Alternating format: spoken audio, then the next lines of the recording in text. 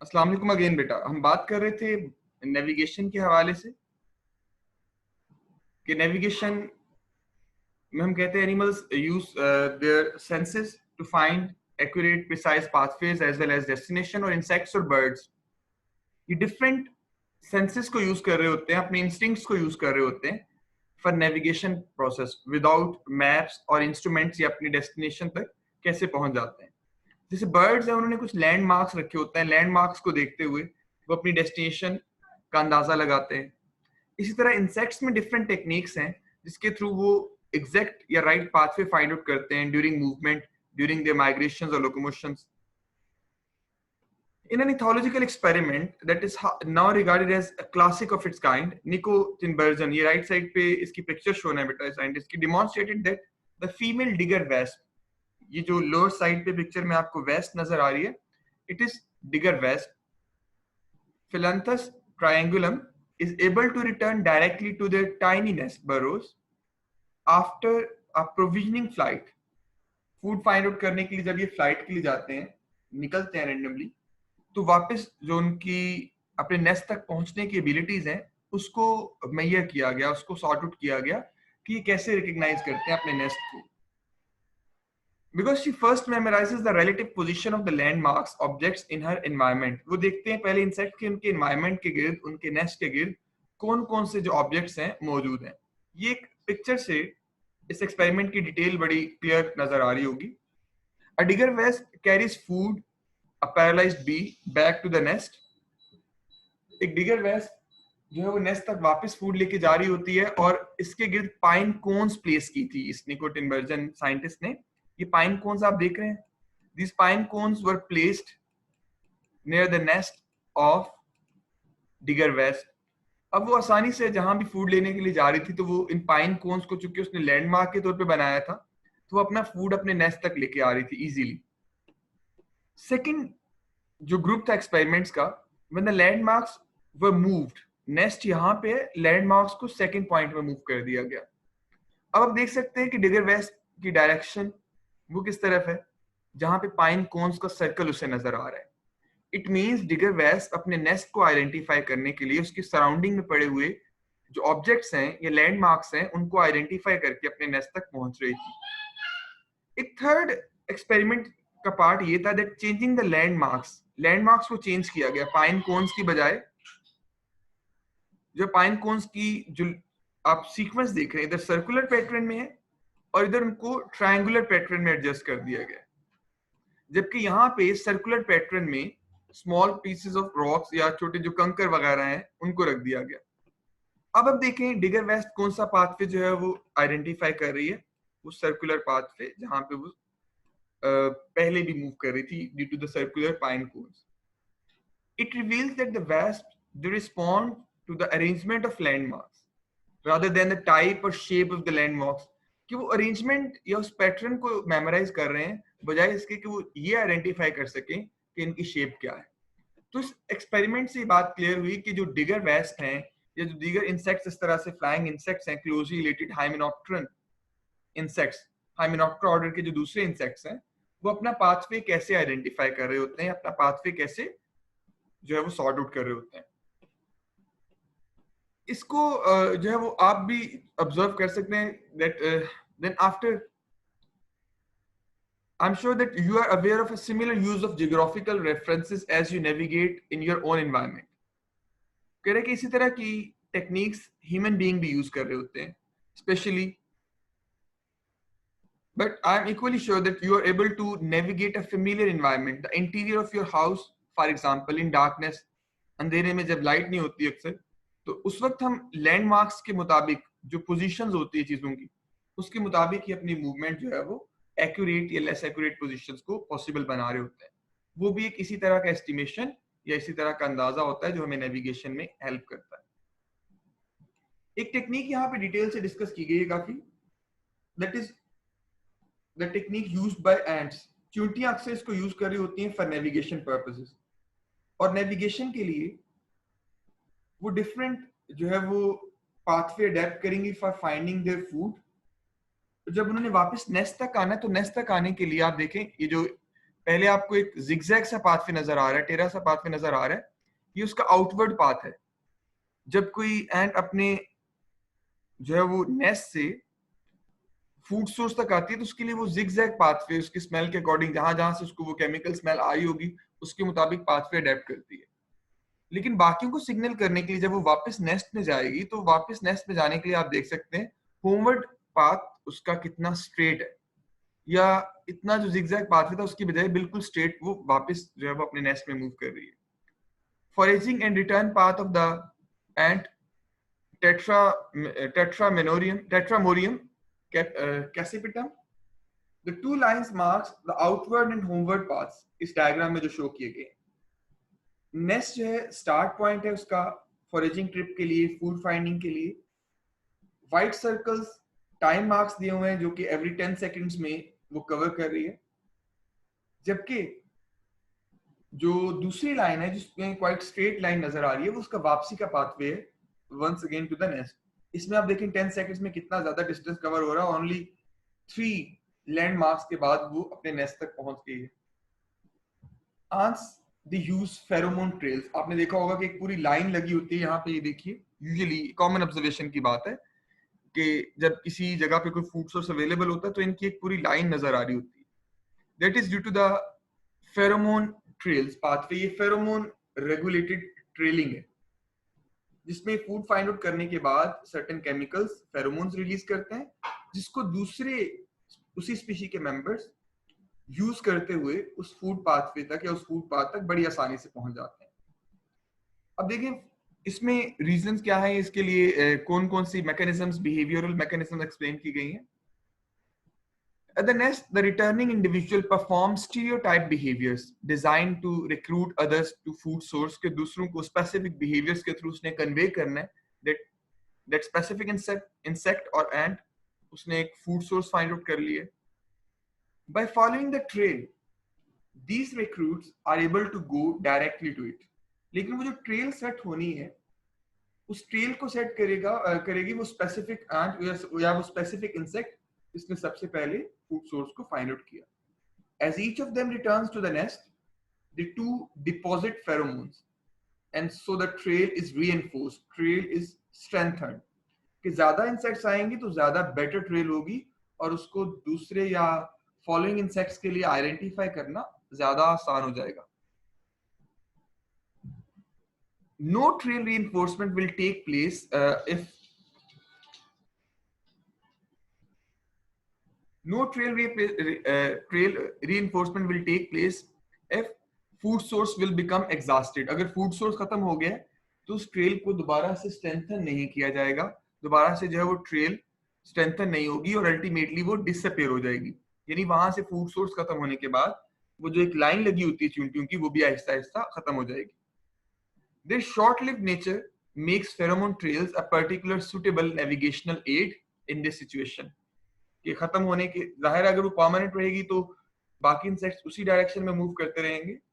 सो ये जो navigational pathway है, जो नेविगेशनल प्रोसेस है, ये शॉर्ट टर्म है, खत्म हो जाता है।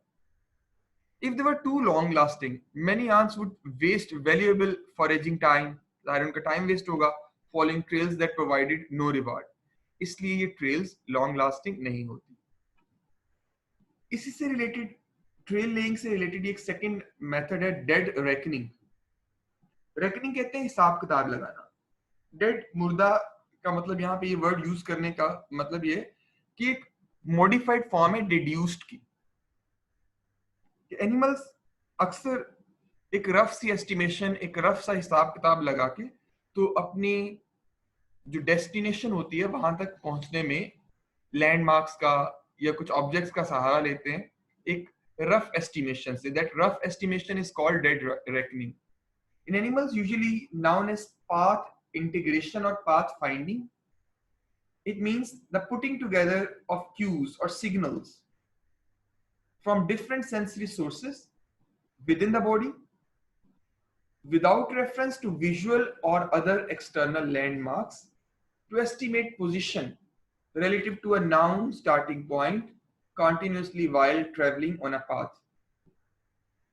इसकी एग्जांपल उन्होंने नेक्स्ट ये भी जो है वो बताई हुई है, जो बड़ी आसानी से आप समझ जाएंगे कि इंटरनल सिग्नल्स या इंटरनल पाथवेज या इंटरनल हिसाब किताब को कैसे यूज कर रहे होते हैं हम लोग। अगर लाइट स्विच ऑफ हो जाती है तो बेड या चेयर से उठकर लाइट स्विच ऑन करने के लिए जो आप पाथ अडेप्ट करते हैं उसके लिए आपको विजुअल या ऑडिटरी सिग्नल्स नहीं मिल रहे होते, लेकिन रफली या तो कुछ लैंडमार्क्स को यूज करते हो या फिर लैंडमार्क्स के बगैर आपको डायरेक्शन का एक आइडिया होता है, आपको आइडिया होता है कि स्विच बोर्ड कहाँ पे लगा हुआ है, तो आप उस तरफ आसानी से मूव कर जाते हैं। ये एक सिंपल सी फॉर्म है डेड रेकनिंग की। इनवर्टिब्रेट्स या दूसरे बहुत से ऑर्गेनिज्म इस रफ एस्टिमेशन को यूज कर रहे होते हैं to find out their destination. Look again at this picture which we have discussed already. It shows that while the outward route taken by the forager ant was a particularly tortuous, कि वो long pathway था, zigzag pathway था, और जो backward उसकी movement थी towards the nest again, वो बड़ा क्विक और शॉर्ट था जिसमें उसने ये मूवमेंट शो की। So just how did it find its way home, कि वो इतनी तेजी से कैसे जो है वो मूव कर गई। Navigation of this type is variously referred to as path integration or dead reckoning. The latter is a corruption of the term deduced reckoning. कि जो dead reckoning है इसमें deduced reckoning से word लिया गया, and it refers to an individual's ability to deduce, to conclude its current position in relation to the another location by taking into account direction or directions as well as distance that it has traveled between the 2 points. तो ये उसकी conclusion है, deduction है, जो previous experiments की base पे होती है। डिड्यूसिंग डायरेक्शन एंड डिस्टेंस, इसको डिटेल से यहाँ पे डिस्कस किया गया। In order to deduce the direction in which it must travel to return to an earlier location, an individual must measure the various directions and their changes that it has made during its journey, and from them compute an appropriate suitable return vector. कि direction set करने के लिए जरूरी है कि वो animal उस pathway पे पहले से मूव किया हो या उसने नेविगेट किया हो, और उस नेविगेशन, उस मूवमेंट के दौरान उसने उसका हिसाब किताब माइंड में सेट किया हो, स्टेप्स, नंबर ऑफ स्टेप्स, या जो उसके दौरान उसकी इंटरनल एक्सटर्नल स्टिमुलाई थे उनको डिटेक्ट किया हो। In order to do this, some species such as our own human beings are able to make use of internal signals. For example, हम बैलेंसिंग या मूवमेंट के लिए डिटेक्शन करते हैं सेमी सर्कुलर कैनाल्स में, जो इनर ईयर में हम पढ़ते हैं कि फ्लूइड है। The part of your vestibular system provides you with information about the rotation of your body through space. Without your realizing it, you can use this information to navigate a dead reckoned path through a familiar space in the darkness. जो हम darkness की example use कर रहे थे कि उसमें आप familiar space तक या familiar जो destination है वहां तक पहुंच सकेंगे। Ants in common with a number of other species on the other hand rely upon external signals. एक desert ant का जिक्र किया गया, ये सामने आपको उसकी पिक्चर नजर आ रही होगी desert ant, कि ये इंटरनल क्यूज की बजाय एक्सटर्नल सिग्नल, एक्सटर्नल लैंडमार्क्स को यूज कर रहे होते हैं to find out their pathways. और उसमें से एक सिंगल डेटा ये सनलाइट भी है, या जो रिलेटिव पोजीशन होती है सन की, उसके हवाले से भी एक जो है वो सिग्नल एक्सटर्नल क्यू के तौर पे काम करता है।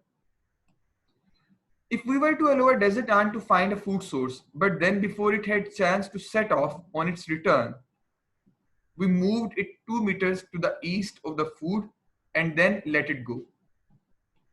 उसको फूड को जो है अगर थोड़ा सा उसके स्टार्टिंग पॉइंट से जहां से उसने मूव करना शुरू किया वापस नेस्ट तक जाने के लिए, अगर उसको हम थोड़ा सा मूव कर दें, the path that is followed would be direct, but it would end at a point approximately 2 meters to the east of the nest.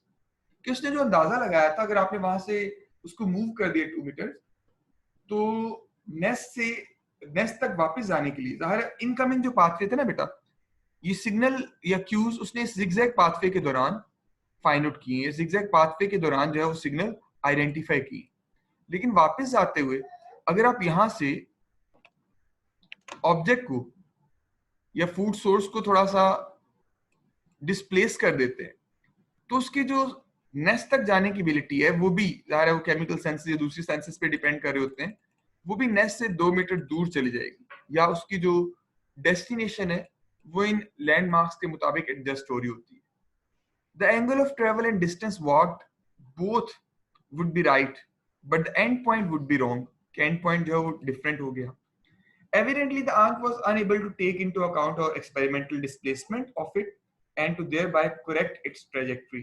कि वो जो change आपने produce की movement के हवाले से उसको वो identify नहीं करते.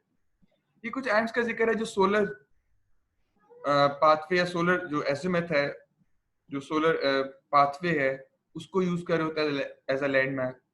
और ये कुछ एक्सपेरिमेंट्स कैरी आउट किए गए इसी एंट के ऊपर, डेजर्ट एंट के ऊपर, उनको डिस्कस किया गया यहाँ पे कि अगर उसकी एवरेज पाथ डायरेक्शंस को मूव किया जाए from point release point X to their nest N, ये रिलीज पॉइंट है और ये उनका नेस्ट है एन जिसको शो किया गया. और solid barrier, they have an unobstructed view of the vegetation beyond the nest, कि उनको बड़ी आसानी से वो विदाउट एनी ऑब्जेक्ट पहुंच सकती हैं.